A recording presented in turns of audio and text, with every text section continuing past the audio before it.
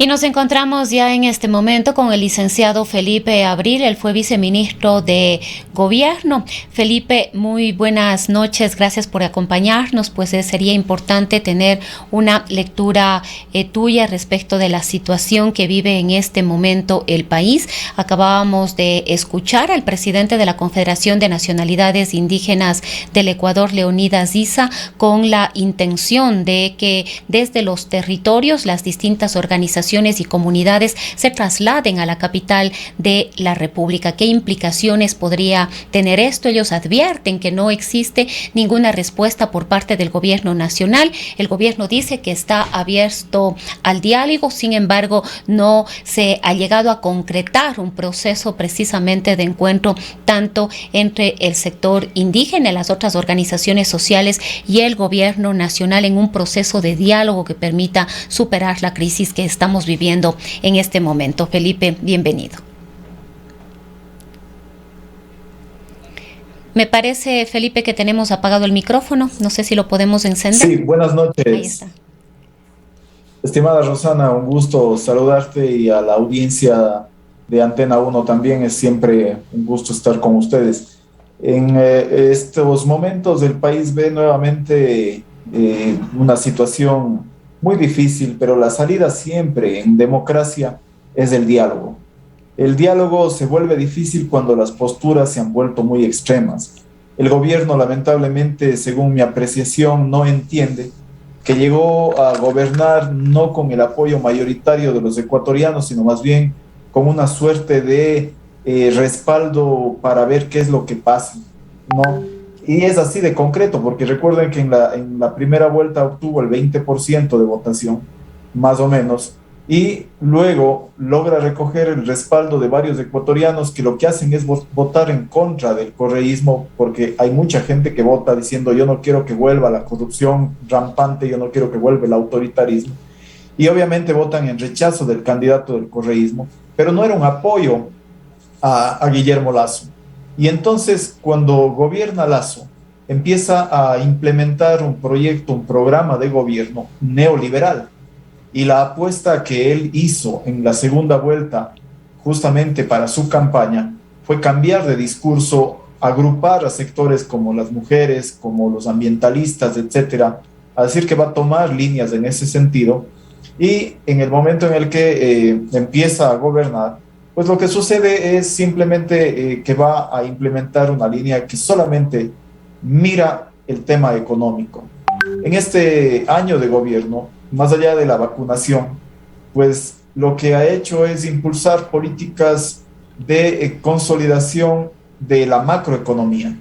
Pero la gente con la macroeconomía no resuelve sus problemas diarios. Y entonces tenemos violencia, tenemos mucha pobreza, tenemos mucha gente, padres de familia, madres de familia que no tienen trabajo ya mucho tiempo, y obviamente el descontento popular es muy grande y eso no entienden, y en materia de gobernabilidad es necesario pues que la gente tenga un alivio también. Entonces, políticas de inversión social, de inversión económica incluso a través de la obra pública para que se genere mejores condiciones económicas y fluya la economía, mejore la economía, no se han dado.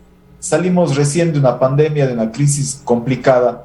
El gobierno recibe un país con una situación económica difícil, pero al poco tiempo empieza a tener un precio de petróleo alto. Y eso la gente empieza a exigir que se vea en el bolsillo de la gente también, que algo llegue al ciudadano común y corriente. Y eso es lo que no está pasando. De otro lado, la agenda de ISA y de la CONAIE y del sector indígena también es una agenda extrema que no mira temas de país en realidad, sino apunta mucho a ciertos fetiches, incluso como el de la gasolina. El gas ya nadie habla, ningún gobierno se atreve siquiera a decir que va a tocar el subsidio al gas, cuando hay un desperdicio de dinero enorme que se va por las fronteras, pero obviamente se ha hecho tan fetiche, insisto en este término, de creer que si tocas el cilindro de gas, el precio del gas, pues te caes como gobierno. La gasolina se tocó, se cambió, pero aquí sí hay que ser claros. Yo creo que hay medidas importantes que plantea la CONAIE y que el gobierno las debe acoger por un sentido de justicia social. Por ejemplo, la inversión en el campo. No puede ser que el indígena de la sierra, que vive en condiciones precarias realmente, no tenga un crédito barato, un crédito al 1%. Debería incluso ser subsidiada la agricultura, como en otros países, para garantizar la soberanía alimentaria, y que no pongamos como país un crédito de al 1%, al 0,5% o al 0% para que la gente pueda acceder. Además, tiene que apoyársele con el equipo técnico, también con asistencia técnica, con semillas, con mejora de cría. Pero Por además, ejemplo, ese Felipe, pedido de la CONAIE es muy viable. bueno, son 10 pedidos que hace la CONAIE, pero quizás los que se sienten de manera directa en cada uno de los ciudadanos de nuestro país son todas esas deficiencias de un sistema de salud tan venido a menos, sin medicamentos, sin la posibilidad de una atención médica oportuna, cirugías paralizadas, sin especialistas, un instituto de seguridad social al borde de la quiebra que también presenta una gran cantidad de problemas para el acceso a la atención en salud de los afiliados. Vemos además una problemática profunda en materia laboral. Únicamente 3 de cada 10 ecuatorianos tienen un empleo. No se ha logrado recuperar, más allá de los cargos o los trabajos que se perdieron durante la pandemia. Un porcentaje de ellos ha logrado recuperarse con esta reactivación económica que ha empezado apenas en el país, y vemos una decadencia en prácticamente todos los servicios públicos. No olvidemos lo que pasa en el registro civil, la propia situación de la educación superior. 90,000 jóvenes cada semestre se estarían quedando fuera de la educación superior. Tú fuiste también coordinador zonal de la CENESID, es decir, vemos una decadencia en una gran cantidad de ámbitos que golpean duramente a las familias ecuatorianas.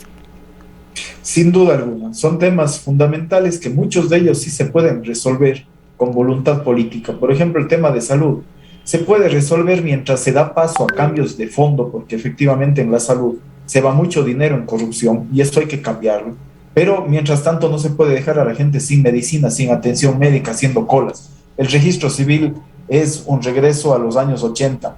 Es una situación realmente terrible, cuando allí lo que simplemente se debe hacer es resolver con una emergencia la compra de los equipos o la incorporación del personal que se requiera o el material que se requiera. Es tan sencillo como eso, volver a darle una operatividad adecuada al registro civil. No puede ser que la gente tenga que estar haciendo colas, esperando un montón de tiempo.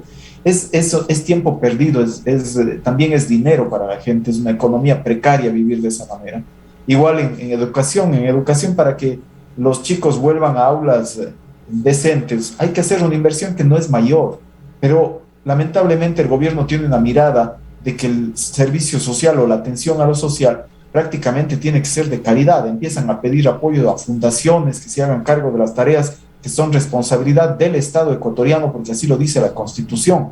Salud, educación, vivienda son responsabilidades del Estado ecuatoriano y no tiene por qué delegársele a lo privado esas tareas. Obviamente, los privados pueden cooperar, pero no es la tarea principal. Entonces, cuando no se ven resueltos estos temas, la protesta social se justifica, no el vandalismo, no el saqueo, no la delincuencia que aprovecha también en estos momentos para hacer de las suyas. Pero, obviamente, el gobierno lo que ha pecado es de poco manejo político. Tiene muy baja gestión política, no ha generado diálogo. Recordemos que en el primer año de gobierno ya perdió la relación con la Asamblea. La Asamblea es la mínima relación que debe tener un gobierno, porque si no, ¿con quién más? Si no tiene relación con la Asamblea, entonces, ¿qué podemos esperar de la relación con la CONAIE, con los sectores sociales, etcétera? Lo que ha hecho Marcelo Cabrera es mostrar un ejercicio político racional, normal. El diálogo es lo que debe primar y en su sector lo ha hecho con gente que generalmente tiene disposición al diálogo, como los transportistas, que buscan resolver sus necesidades particulares y no están en una agenda de más temas que son nacionales. Pero la CONAIE tenía algunos temas que podía haberse empezado a resolver con el gobierno y haber tenido ya una agenda conjunta, pero lamentablemente el gobierno tiene una visión de imposición de su política económica neoliberal, que lo que hace es postergar a la gente pobre y dejarle a que cuando la torta se acabe de hacer, como bien lo decían en las clases de economía, cuando se acabe de hacer la torta, ahí empieza a repartirse. Entonces la gente tiene que esperar, pero la gente no puede esperar cuando no tiene trabajo 1 año, 2 años, 3 años, cuando no tiene realmente que darle de comer a sus hijos, no tiene cómo atender sus necesidades básicas. Y esa es la realidad que está viviendo el país. No Ahora, es Felipe, fruto solamente de lo que le ha sucedido a este gobierno, también es todo lo que vivimos. Obviamente, la pandemia nos perjudicó, la ahora, en este situación internacional contexto, también. preguntamos, Felipe, ¿cuáles son las posibilidades realmente de emprender un diálogo? Al parecer no habría esta voluntad política. Le escuchamos al gobierno, le escuchamos al ministro Jiménez, al propio presidente de la República, diciendo que están abiertos al diálogo, que están abiertos al diálogo, pero no hay una propuesta concreta para sentarse a conversar. Lo mismo del lado de la Confederación de Nacionalidades Indígenas del Ecuador y esta advertencia de trasladarse ahora ya a la capital de la República a concentrarse en el Parque El Arbolito. ¿Cuáles son las posibilidades de una mediación? ¿Es necesario que haya en este momento una mediación? Recordamos lo que pasó en octubre del 2019 con luego de prácticamente 11 días de una paralización y manifestaciones realmente violentas. Aspiraríamos no llegar a circunstancias de esa naturaleza. Sin embargo, ¿cuáles son estas posibilidades de diálogo? Por ahí se hablaba de que la Asamblea podría ser este mediador. La Iglesia también ha hecho públicas sus intenciones de entrar a mediar, pero ¿de dónde debería nacer esta iniciativa? Rosana, creo que la iniciativa principal tiene que dar el gobierno, tiene que mostrar la voluntad firme y seria, no solo como un discurso, tiene que poner fecha, decir, a ver, mañana a 8 de la mañana en tal lugar nos reunimos, traigan a sus representantes, 15, 20, 10, los que consideren, pero poner una agenda de temas. Ya la CONAIE ha puesto los 10 temas en agenda. Lleven la información, planteen una propuesta para que haya una respuesta también formal de parte de la CONAIE de si aceptan o no aceptan. Si es que no aceptan, entonces ahí es donde entra la mediación, ahí es donde puede muy bien, por ejemplo, la Iglesia ser una mediadora, porque en nuestro país todavía hay mucha influencia de la Iglesia Católica, sobre todo, que pueden, sin duda, también organismos internacionales entrar a mediar, pero no podemos esperar a que pasen 10 días, una semana de paralizaciones, de situaciones que complican la economía de todos, para que empiece una agenda de diálogo seria. No podemos esperar que se cautice, que empiecen a haber actos vandálicos como los que bien lo anotaba Rosana en el 2019 se dieron. Esto es solamente perjudicial para todo el país. Entonces, ahora lo que se necesita es una vocación real de diálogo. Si el gobierno no entiende que el diálogo es la parte esencial de la democracia, estamos complicados como país, porque si no, ¿quién llama al diálogo?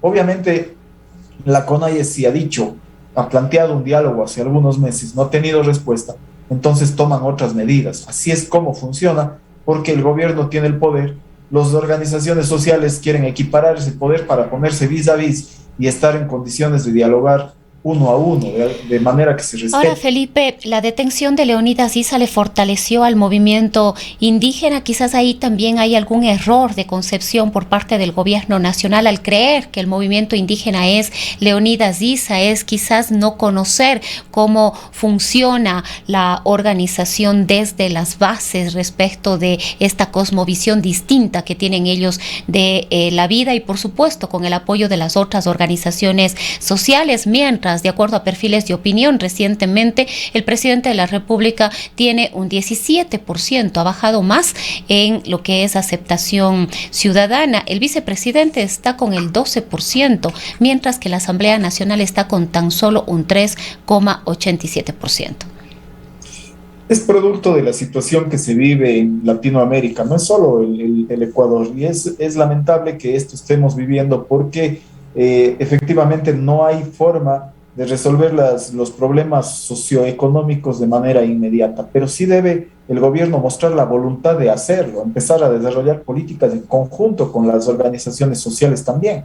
El sector indígena, leía un tuit de alguien que decía solo son un 6% los indígenas. Los indígenas están hoy reflejando una protesta social que mucha gente se refleja en ella. no son solo sus reivindicaciones, también de mucha gente pobre de este país que no necesariamente es indígena. Entonces no hay que minimizar, porque si empezamos a minimizar esta protesta, ahí está el error. Un error político tremendo, llevarle preso al dirigente que lidera estas protestas cuando lo que debían hacer es invitarle al diálogo, sentarle en una mesa, conversar, y con una agenda seria, con insumos serios para que no salga el discurso.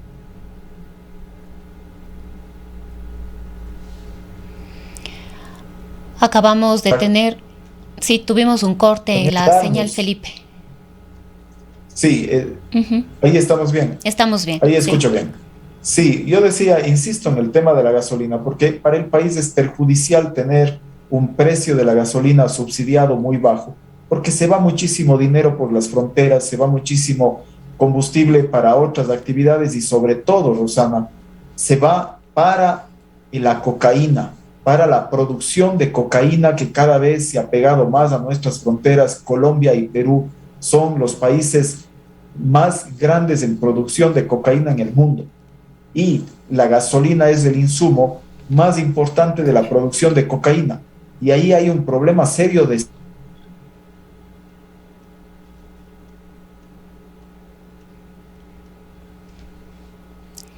Estamos teniendo algunos cortes con la señal de internet. Estamos dialogando con el licenciado Felipe Abril. Él fue mi viceministro de gobierno, con algunas lecturas sobre la situación actual y la coyuntura política a propósito de las protestas, la detención. Hola. Ahí estamos, Felipe. Ahí se escucha. Hemos recuperado, sí. Sí. Rosana, entonces volvía sobre el tema de el error de tomarle preso al dirigente indígena. Sin duda es un error político, aunque en lo legal estén en la razón, quizás, básicamente por el llamado que hizo en una reunión donde hay un video en el que dice que lo que buscan es bajarle al presidente. Ahí ya no hay una discusión democrática sobre la búsqueda de que cambie el gobierno hacia unas políticas más sociales. Allí hay una intencionalidad que es de otro tipo.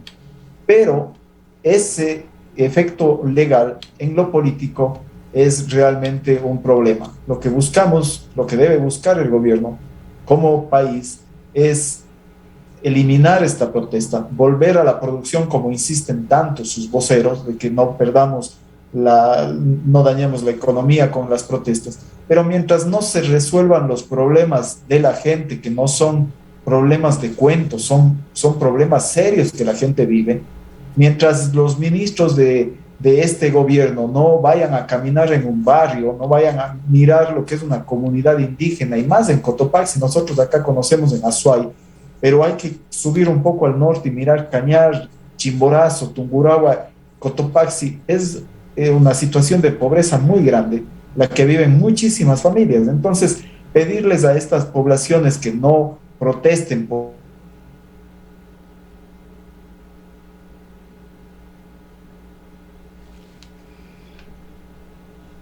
un día, 2 días de trabajo, para ellos está dando muestras de que esté buscando en esa línea un trabajo en lo social por estas poblaciones. Bien, queremos agradecerle a Felipe por habernos acompañado y haber compartido sus criterios sobre la coyuntura política que estamos viviendo en este momento, la crisis a propósito de un paro nacional, la ausencia también de un diálogo que pueda llevarnos al país a superar esta situación y salir adelante. Felipe, muchas gracias, buenas noches. Buenas noches, Rosana, un gusto. Son las 19:41. Antena 1 Radio Video.